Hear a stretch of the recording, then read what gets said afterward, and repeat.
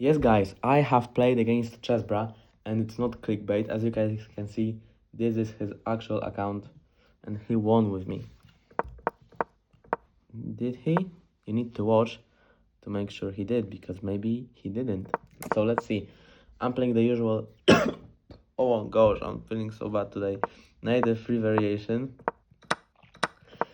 I decide to play very simple chess and also make very stupid mistakes. For example, why would you trade this pawn for this pawn, right? It's keeping the pressure, and those pawns are further back than this pawn. So why would you exchange literally the pawn from the 4th rank that is pushed forward for the pawn on the 6th rank? It doesn't make sense to me right now.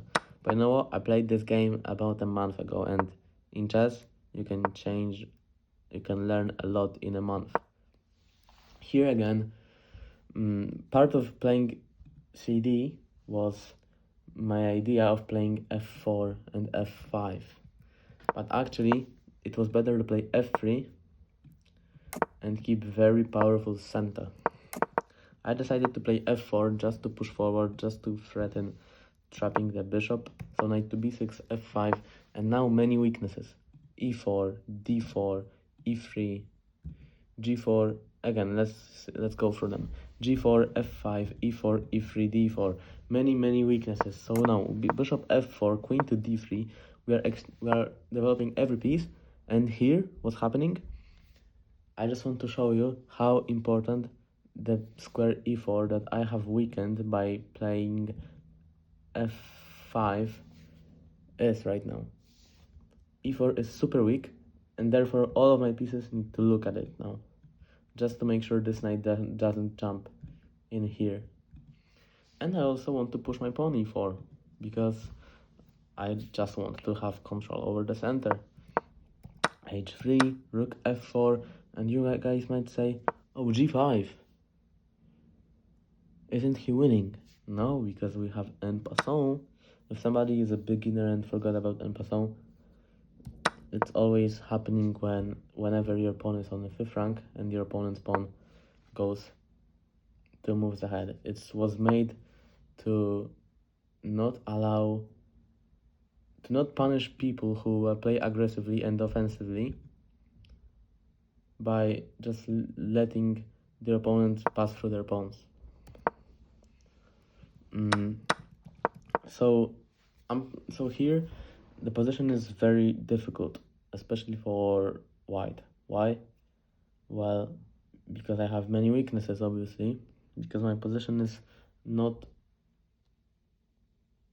kept together.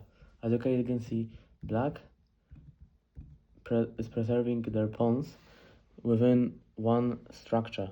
I mean 2 structures, but very close together. My pawns are spread apart. This pawn is alone, this pawn is alone, this pawn is alone, those pawns kind of weak also.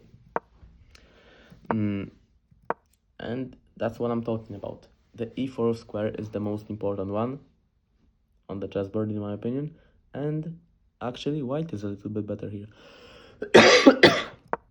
I'm sorry, guys. Queen takes c3, knight to d3. Stupid idea, because I should have gone knight to g6 to just look at take away space from the king, look at e7. I decided to go knight to d3 and jump on c5. Knight d7. And why would I exchange the knight for the bishop? Like, this bishop is not doing much. It's just looking at pawns that will never move, literally, and will block him. And this knight looking at everything. So I was very stupid to exchange. Played e3, and now I need to play f4. Rook f4 this is the only move that is saving me, but I wouldn't play it because I would double up my pawns. Yes, I would, but I would just play king f2 and fight for the e-file. He is a little bit better, but it's a good position. The problem is that I completely ignored the e-file and completely underestimated my opponent, because here I played king to f3 to defend the pawn. Played another stupid move, which is queen to c5. to pin his rook, but then queen e8 is the simplest answer to it. Rook to e2. Now you guys can see how passive my position is and how open on the king side my king is. G8, G5, which is I didn't expect at all. G8 was actually giving drawing chances, and I knew that. I felt that this is gonna be a draw if he does it. But obviously G5, just to allow, the material is not important in chess. The piece activity is, and the king. And that's what happens. He's not taking the pawn, he's pushing his pawn for now. So his queen can jump here and literally kill my king. To G2, I play A4 because what else do I have? Queen to G3, I cannot take because rook to G4 obviously. So I'm going king to G1, rook H3, simple, he takes the pawn. E4, and now the only goal is to maybe win on time, because he's got 12 seconds. But remember, he's a grandmaster, he's got a lot of experience.